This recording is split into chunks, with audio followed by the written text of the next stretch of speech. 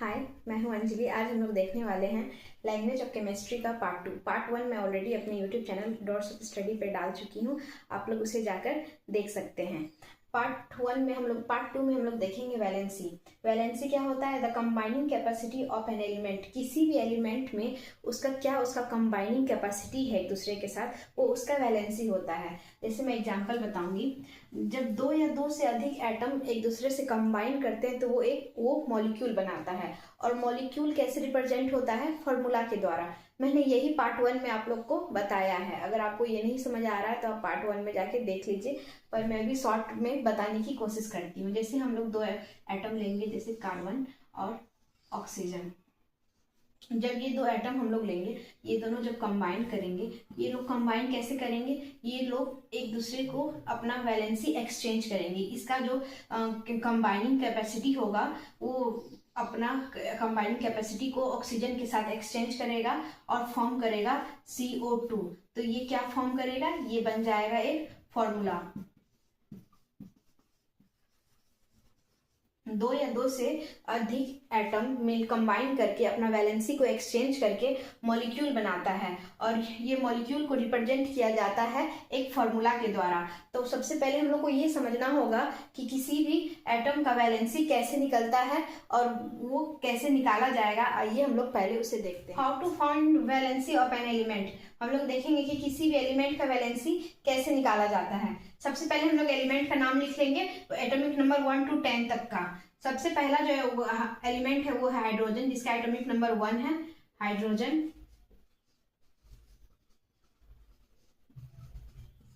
दूसरा एलिमेंट है helium.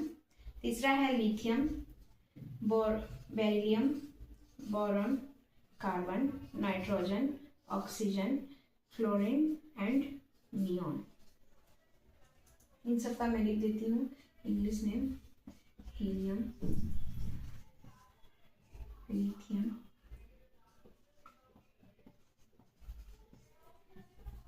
Beryllium,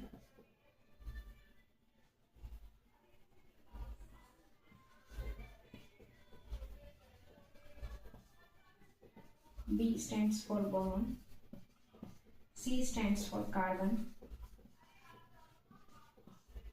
N stands for nitrogen,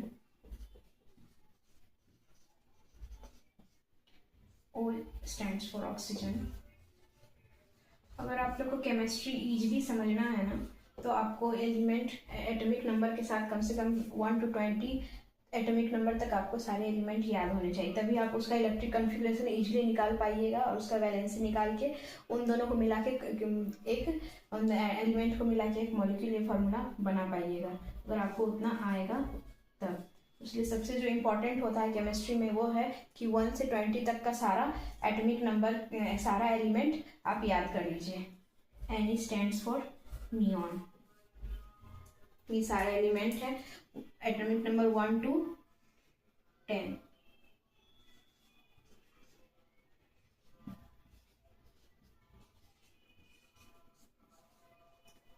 आइए देखते हैं कि इन सब का इलेक्ट्रिक कॉन्फ़िगरेशन कैसे निकलता है। आइए हम लोग इलेक्ट्रॉनिक कॉन्फ़िगरेशन को शॉर्ट में समझने का कोशिश करते हैं। इसका मैं डिटेल वीडियो अपने चैनल पे डाल दूंगी। आप लोग अगर आप लोग नए हैं, आप लोग को इलेक्ट्रिक कॉन्फ़िगरेशन के बारे में कुछ नहीं पता है, तो आप लोग मेरे वीडियो पे जाके विजिट कर लीजिएगा, आपको इजीली समझ में आ जाएगा। और जिसको पहले से आता है उसके लिए छोटा सा रिकॉल हो जाएगा। तो इलेक्ट्रॉनिक कॉन्फ़िगरेशन 4 सेल में डिवाइड होता है, K, L, M और N।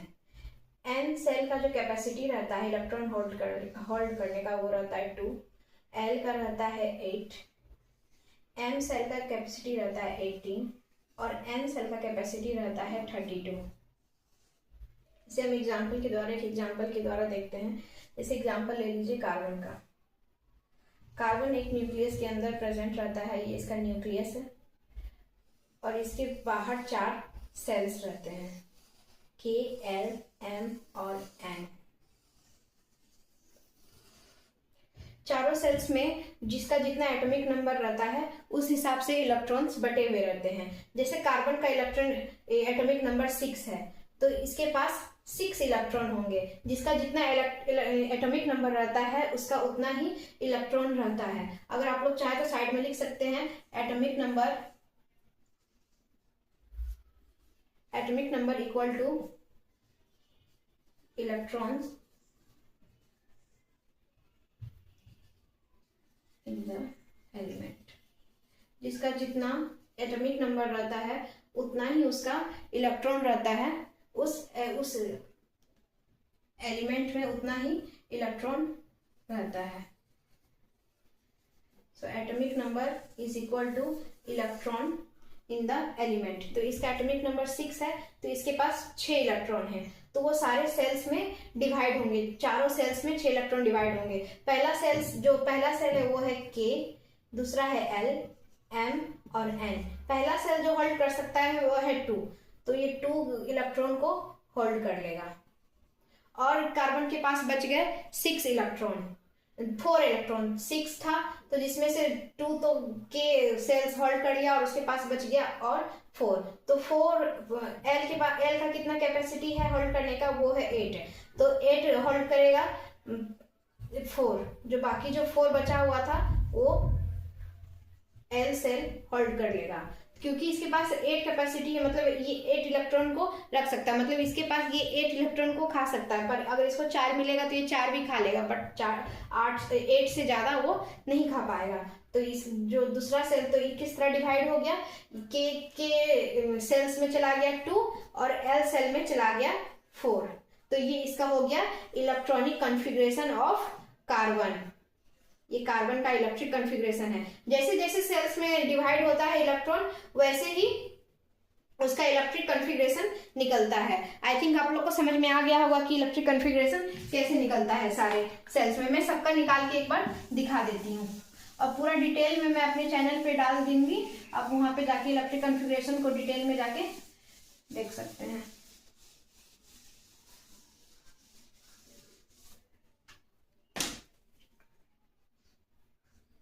K, L, M और N।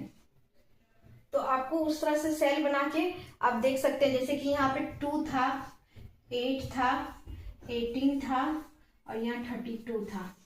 तो इसी को लेकर अभी हम लोग सारा इलेक्ट्रिक कॉन्फ़िगरेशन डिवाइड करेंगे। हाइड्रोजन का इलेक्ट्रिक कॉन्फ़िगरेशन क्या आएगा, इसका एटॉमिक नंबर 1 है, मतलब इसके पास एक ही इलेक्ट्रॉन है, तो इसका इलेक्ट्रिक कॉन्फ़िगरेशन बस 1 आएगा, और वो 1 के सेल में चला जाएगा। ये 1 के सेल होल्ड कर लेगा, क्योंकि इसका कैपेसिटी 2 है, तो ये 1 को भी होल्ड कर सकता है, पर 2 से ज्यादा को नहीं कर पाएगा, तो ये 1 को होल्ड कर लेगा। तो इसका जो इलेक्ट्रिक कॉन्फ़िगरेशन आएगा वो है 1। हीलियम का इलेक्ट्रिक कॉन्फ़िगरेशन आएगा 2, क्योंकि इसके पास 2 इलेक्ट्रॉन है और दोनों इलेक्ट्रॉन तो के सेल अपने पास रख लेगा, तो ये इसका डायरेक्ट के में आएगा। इसका जो इलेक्ट्रिक कॉन्फ़िगरेशन बस के सेल तक ही जाएगा। लिथियम का है 3, तो इसके पास 3 इलेक्ट्रॉन है, तो इसका इलेक्ट्रिक कॉन्फ़िगरेशन जाएगा 2 ले लेगा के सेल और बचा हुआ 1 ले लेगा एल सेल, क्योंकि इसके पास ये 8 इसके पास कैपेसिटी है रखने का, तो ये 1 को रख लेगा। तो बेरिलियम का हो जाएगा 2 रख लेगा के सेल, बाकी बचा 2 रख लेगा एल सेल। 5 जो बोरॉन का जो कैपेसिटी है, बोरॉन के पास इलेक्ट्रॉन है 5, तो ये 2 इसमें चला जाएगा और 3 चला जाएगा एल सेल में।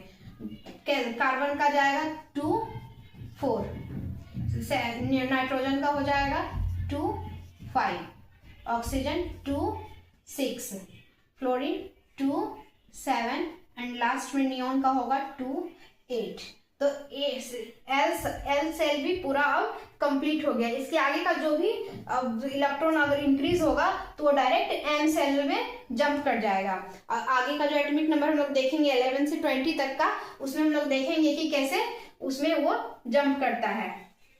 पहले हम लोग इसका 1 to 10 का पहले हम लोग वैलेंसी निकाल, आइए हम लोग सारे एलिमेंट का वैलेंसी निकाल लेते हैं।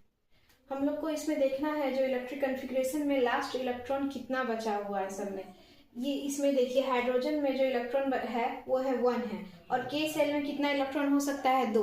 मतलब अगर इसको अपना कंप्लीट करना है वैलेंस सेल, तो इसको और एक इलेक्ट्रॉन का जरूरत होगा। तो इसका क्या होगा वैलेंसी 1 होगा। जो इसके लास्ट में, जो इसका लास्ट में आता है वही इसका वैलेंसी रहता है। कि हीलियम में देखिए, हीलियम में क्या है, लास्ट इलेक्ट्रॉन क्या है, 2 है। बट ये के सेल में ये अपना वैलेंस इलेक्ट्रॉन कंप्लीट कर चुका है, इसे वैलेंसी का ना जरूरत है, ना ये वैलेंसी अब किसी को देगा, ना ही अभी वैलेंसी किसी से लेगा।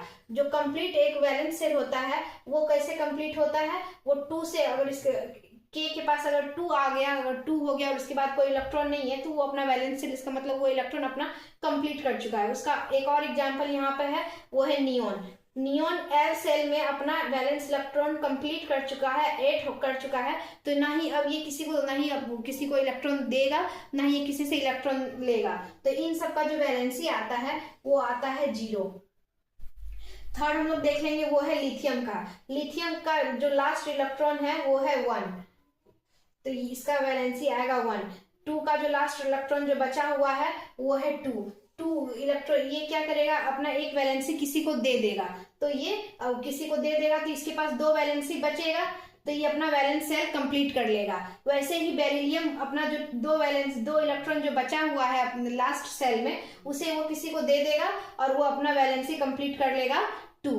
वैसे ही बोरॉन क्या करेगा, बोरॉन भी अपना जो इसका लास्ट सेल है 3 इलेक्ट्रॉन को, 3 जो लास्ट इसका है 3 को किसी को दे देगा, किसी और एलिमेंट को, और अपने आप को कंप्लीट कर लेगा। वैसे ही नाइट्रोजन भी 4 किसी को दे देगा या किसी से ले लेगा और अपने आप को कंप्लीट कर लेगा। और वो किसी से लेगा तो वो 8 इलेक्ट्रॉन कंप्लीट कर लेगा, और किसी को देगा तो वो 2 इलेक्ट्रॉन कंप्लीट कर लेगा। तो इसका वैलेंसी आएगा 4।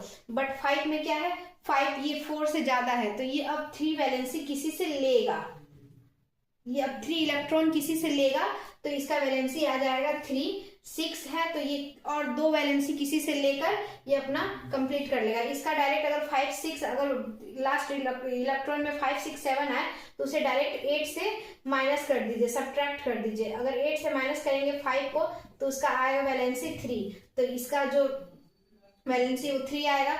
8 को माइनस करेंगे 6 से तो वो आएगा 2, तो इसका वैलेंसी 2 आ जाएगा। 7 को माइनस करेंगे 8 से, 8 को माइनस करेंगे 7 से तो वो आएगा 1, तो इसका वैलेंसी 1 आ जाएगा। 8 जो कि है अपना सब सेल कंप्लीट कर चुका है, अपना सेल को कंप्लीट कर चुका है, तो ना वो किसी को वैलेंसी देगा, ना ही वो किसी को इलेक्ट्रॉन देगा, ना ही वो किसी से इलेक्ट्रॉन लेगा, तो उसका वैलेंसी हो जाएगा। देखते हैं 11 से 20 तक का इलेक्ट्रिक कॉन्फ़िगरेशन। मैंने एलिमेंट का नाम लिख दिया है, मैं साइड में इसका सिंबल लिख देती हूँ। Na stands for sodium, Mg stands for magnesium. आप लोग चाहे तो इसका एलिमेंट का नाम लिख लीजिए अपने नोटबुक में तब तक। Al stands for aluminium, Si stands for silicon, K stands for, P stands for phosphorus, sulphur, S stands for sulphur, chlorine stands for, Cl stands for chlorine, Ar stands for argon, K stands for potassium and Ca stands for calcium. इसका atomic number 11 to 20 30।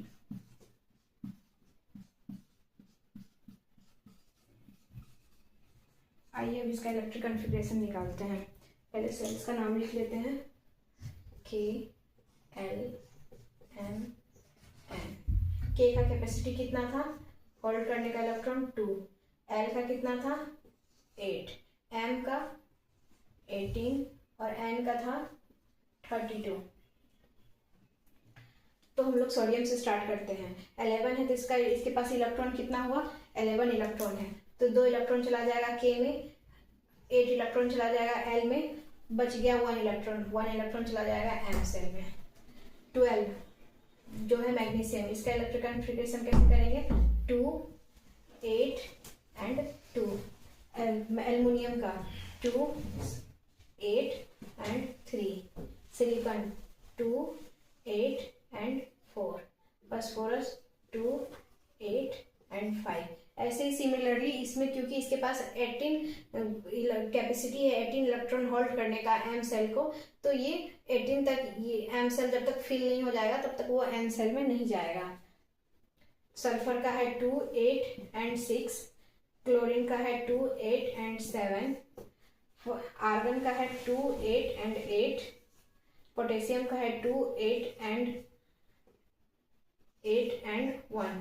क्योंकि अभी जब तक ये इसमें 8 तक नहीं fill हो जाता है तब तक ये 8 तक ही इसमें रहेगा एम सेल में, 18 तक नहीं जाएगा। जब ये 8 कंप्लीट कर लेगा एन सेल तो फिर जाके फिर ये 8 9 से एम सेल में स्टार्ट हो जाएगा। इसका यही रूल रहता है कि जब तक अगर एम सेल कंप्लीट कर लेता है 8 इलेक्ट्रॉन तो इसके बाद का जो इलेक्ट्रॉन है वो एन सेल में चला जाता है, और एन सेल में जैसे ही 8 इलेक्ट्रॉन कंप्लीट होता है वो दोबारा से जब उसके आगे जाता है तो दोबारा से एम सेल को स्टार्ट कर देता है। तो इसका जो 1 इलेक्ट्रॉन है वो अब एन सेल में चला जाएगा।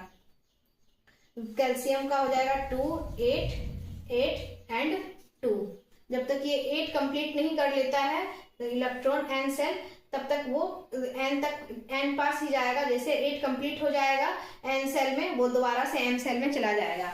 आइए हम लोग इसका वैलेंसी निकालते हैं। जैसे मैंने बताया था कि इसका जो लास्ट डिजिट आता है वही उसका वैलेंसी रहता है। कोई भी इलेक्ट्रिक कॉन्फ़िगरेशन निकालते हैं उसमें जो लास्ट नंबर आएगा वही उसका उस एलिमेंट का वैलेंसी रहता है। तो इसका लास्ट नंबर आ रहा है 1 तो 1 इसका वैलेंसी हो गया। इसका लास्ट नंबर आ रहा है 2 तो 2 इसका वैलेंसी। 4 तक तो 3 4 तक तो हम लोग जानते हैं वो इजीली निकल जाता है वैलेंसी। 5 का वैलेंसी मैंने बताया कि कैसे निकालना है, वो 8 से उस नंबर को माइनस कर देना है। 8 से माइनस करेंगे 5 को तो क्या आएगा 3, तो 3 इसका वैलेंसी हो गया। वैसे ही 6 को करेंगे 8 से माइनस तो आएगा 2, 7 को करेंगे तो 1 और 8 को 8 से माइनस करेंगे तो आएगा 0।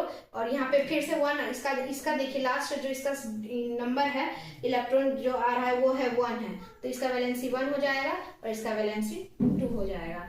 तो ऐसे हम लोग निकालते हैं किसी भी एलिमेंट का वैलेंसी उसका इलेक्ट्रिक कॉन्फ़िगरेशन से डिसाइड होता है कि उसका वैलेंसी क्या होगा किसी भी एलिमेंट का। The capacity of an element to combine with other element is known as valency। हम लोग देखें कि इलेक्ट्रिक कॉन्फ़िगरेशन से हम लोग कैसे वैलेंसी निकालते हैं। ये इसका डेफिनेशन है वैलेंसी का। एग्जाम के पॉइंट ऑफ व्यू से बहुत इंपॉर्टेंट है, इसे याद कर लीजिएगा। आइए अब समझते हैं इस एग्जाम्पल के द्वारा कि वैलेंसी से कैसे लोग मॉलिक्यूल्स कंपाउंड फॉर्म करते हैं एटम से। कोई भी एटम का जो वैलेंसी होता है, जैसे 1 atom of chlorine combines with 1 atom of hydrogen to form hydrochloric acid. जो एक एटम होता है क्लोरीन का और एक एटम क्लोरीन का और एक एटम हाइड्रोजन का, ये दोनों एक दूसरे के साथ कंबाइन करके HCl फॉर्म करते हैं। ये दोनों कैसे एक दूसरे से कंबाइन करते हैं, Cl का जो वैलेंसी होता है वो होता है 1 और हाइड्रोजन के पास भी वैलेंसी 1 है, तो इसके पास 1 इलेक्ट्रॉन बचा हुआ है और इसके पास भी 1 इलेक्ट्रॉन बचा हुआ है। तो ये दोनों एक इलेक्ट्रॉन को एक दूसरे से कंबाइन कर लेते हैं और HCl फॉर्म करते हैं। और दूसरा एग्जांपल हम लोग देखेंगे कि ऑक्सीजन का एक एटम कंबाइन करता है हाइड्रोजन के 2 एटम के साथ और फॉर्म करता है वाटर। तो ऑक्सीजन का एक एटम कंबाइन करता है हाइड्रोजन के 2 एटम के साथ। क्यों करता है? क्योंकि हाइड्रोजन के पास तो एक ही वैलेंसी है और ऑक्सीजन के पास 2 वैलेंसी है।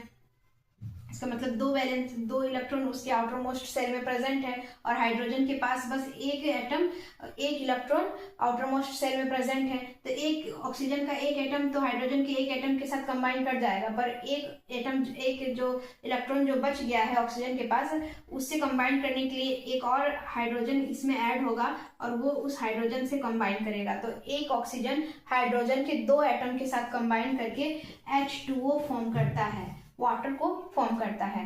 और थर्ड हम लोग देखेंगे कि कैसे NH3 फॉर्म होता है, मतलब नाइट्रोजन कैसे ऑक्सीजन के साथ कंबाइन करके NH3 फॉर्म करता है। नाइट्रोजन का वैलेंसी होता है 3 और हाइड्रोजन का वैलेंसी होता है 1। तो ये दोनों कैसे कंबाइन करेंगे, मतलब नाइट्रोजन के जो आउटरमोस्ट सेल में जो इलेक्ट्रॉन है वो है 3 और हाइड्रोजन के पास बस 1 है। तो एक इलेक्ट्रॉन दूसरे इलेक्ट्रॉन के साथ कंबाइन कर जाएगा और बचा हुआ 2 इलेक्ट्रॉन भी हाइड्रोजन और 2 हाइड्रोजन के साथ कंबाइन करेगा। तो नाइट्रोजन के साथ 3 हाइड्रोजन कंबाइन करके फॉर्म करेंगे NH3 और H3N। इतना आई थिंक आप लोग को समझ में आ गया होगा। समझते हैं कि मोनोवैलेंट, डाइवैलेंट, ट्राइवैलेंट और टेट्रावैलेंट क्या होता है। Element with valency 1 2 3 and 4। Element जिसका वैलेंसी 1 रहता है वो एलिमेंट आता है मोनोवैलेंट में। एलिमेंट जिसका वैलेंसी 2 रहता है वो आता है डाईवैलेंट में, वो डाईवैलेंट एलिमेंट हो गया। और जिसका वैलेंसी 3 है वो आता है ट्राईवैलेंट में। और एलिमेंट जिसका वैलेंसी 4 है वो आता है टेट्रावैलेंट में। इसका मैं एग्जांपल बता देती हूँ। मोनोवैलेंट का जो बेस्ट एग्जांपल वो है हाइड्रोजन, क्योंकि इसका वैलेंसी है 1। डाईवैलेंट का एग्जांपल, मोनोवैलेंट का मैं एग्जांपल और बता देती हूँ, वो है क्लोरीन। क्लोरीन का भी वैलेंसी 1 है। और मोनोवैलेंट का और है जो सोडियम, सोडियम का भी वैलेंसी 1 है। डाईवैलेंट का एग्जांपल है ऑक्सीजन, ऑक्सीजन का भी वैलेंसी 1 आता है। और ट्राईवैलेंट का एग्जांपल है नाइट्रोजन, नाइट्रोजन का वैलेंसी 3 है। डाईवैलेंट का एग्जांपल होगा ऑक्सीजन जिसका वैलेंसी 2 है। और डाईवैलेंट का एग्जांपल आएगा, और डाईवैलेंट में आएगा मैग्नीशियम, मैग्नीशियम का भी वैलेंसी 2 आता है। कैल्शियम, कैल्शियम का भी वैलेंसी 2 आता है। ट्राईवैलेंट का एग्जांपल है नाइट्रोजन, नाइट्रोजन का वैलेंसी 3 है। और एक एग्जांपल ले लेते हैं, वो है एल्युमिनियम, एल्युमिनियम का भी वैलेंसी 3 है। टेट्रावैलेंट मतलब जिसका वैलेंसी 4 होना चाहिए। कार्बन का वैलेंसी 4 होता है। और एक एग्जांपल ले लेते हैं, कार्बन हो गया। और एक एग्जांपल में हम लोग ले लेते हैं सिलिकॉन, सिलिकॉन का एटॉमिक नंबर है 14, उसलिए इसका वैलेंसी 4 है। और कार्बन का एटॉमिक नंबर है 6, इसका वैलेंसी भी 4 है। ये हो गया element with monovalent, divalent, trivalent और tetravalent. Exam point of view से बहुत इंपॉर्टेंट है। आप लोग इसका एग्जाम्पल के साथ इसे याद कर लीजिएगा। ऐसे मैंने तो पूरा एक्सप्लेन करने का कोशिश किया कि वैलेंसी कैसे निकलता है। अगर आप लोग को सबका वैलेंसी पता रहेगा तो आप लोग इजीली बता दीजिएगा कि वो मोनोवैलेंट है कि डाईवैलेंट है कि ट्राईवैलेंट है कि टेट्रावैलेंट है। आज के लिए इतना ही।